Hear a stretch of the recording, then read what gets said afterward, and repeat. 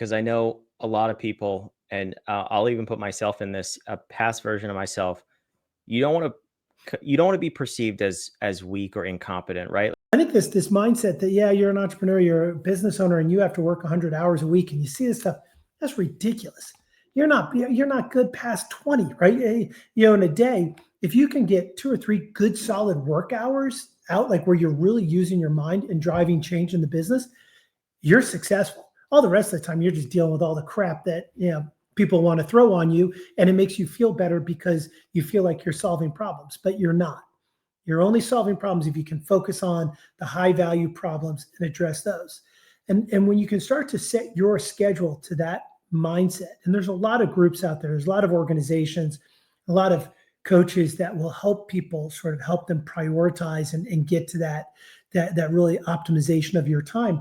But once you have that, then you realize, and once you let yourself say, hey, I'm subject to that schedule, but now I need free time for myself, you start to put it in as that becomes a much better allocation of time.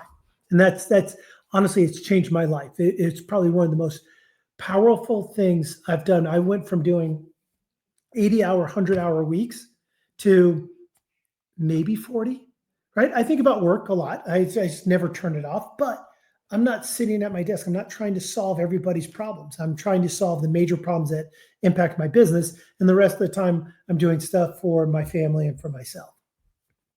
Yeah, when you can make that shift, it's huge. And my calendar is also color coded, and Yep. it does two things for me. It allows me to look at it at a glance and know where I'm spending my time and if I'm on track. Yep. If I see way too much blue for me is the items that could be deleted. Yep. It's not the highest priority for me. So if I see blue, I know I'm in a bad place.